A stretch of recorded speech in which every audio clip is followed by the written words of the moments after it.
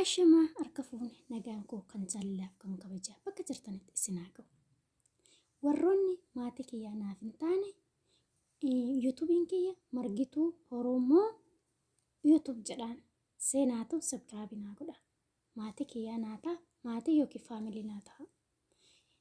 Kaffaltii hin qabu waan ta'eef seenaa naa ta'a, rakkoo hin qabu.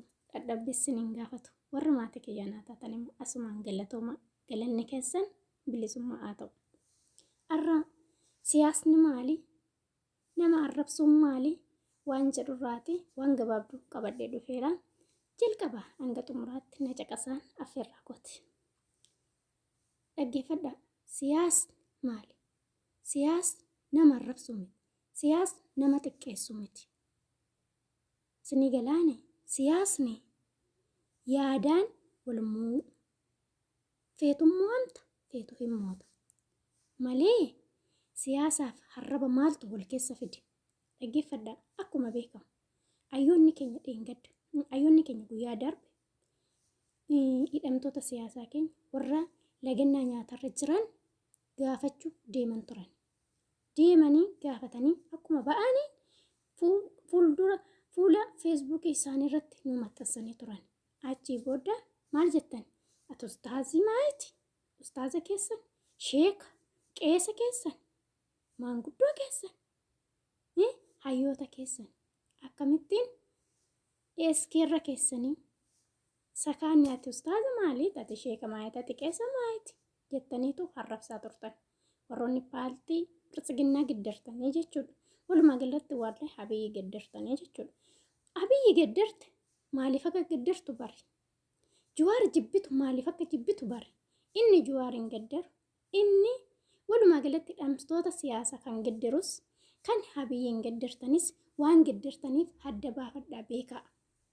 Sinii galaani wanta giddartaniif adda baafadhaa. Maaliif? Ani Abiyyi kanaafan giddaraa. Hidhamtoota siyaasaa kanaafan dubbadhaa waan jettan beekuu qabdan. Walumaa galatti nama harrabsuun namni nama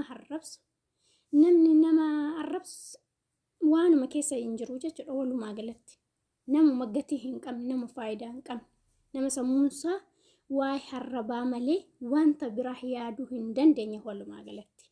Kanaafiyyuu namni hayyoota keenya harrabsu, namni immoo maanguddoota harrabsu afaan Oromootiin kan arrabsitu kuni ati abbaa qabdaayi way isaan arrabsite miti.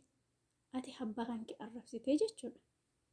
Namni abbaa qabu tokko isin warri hayyoota arrabsitan jala deemtanii feesbuukii isaanii jala deemtanii eskeerra keessan, qaayirra keessan maalirra naxxan kuni abbaan bittan haadha keessan malee walumaa galatti.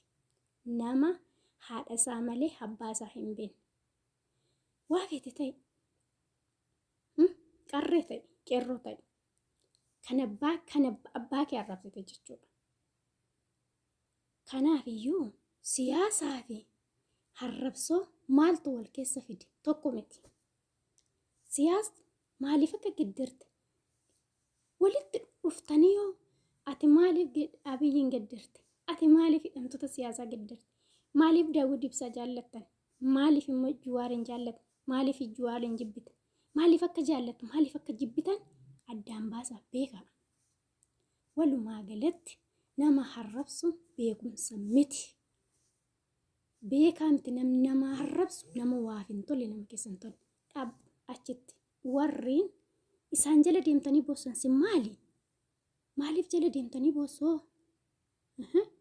Ishee nama arrabsitu sanaaf boossumoo warra arrabsamuu boossansi. Maaltu jala fiisise? Maaltu jala sin kaachiisee itti boossanii arrabsitan? Nama arrabsu maal godhuu jala deemtu sin? Maal godhuuf jala deemtanii immoo boossammee? Nama ajaa'ibdan. Kanaafiyyuu amma waan san dhaggeeffatan nama arrabsamu waan dhaggeeffatan maa karaa keeriin dhaggeeffan? Jalqaba keessan miti dhuma keessan hin badiinaa. Warri nama harrabsitan kuni warra afaan boollarra jiru sin. Arra duutanii bor duutanii keessanuu hin beektan. Maaliif akira baddani? Nama arrabsuun beekumsa miti. Kanaafiyyuu jalqaba hanga xumuraatti waan dhaggeeffataniif galatooma. Amma viidiyoo biraa walitti deebinutti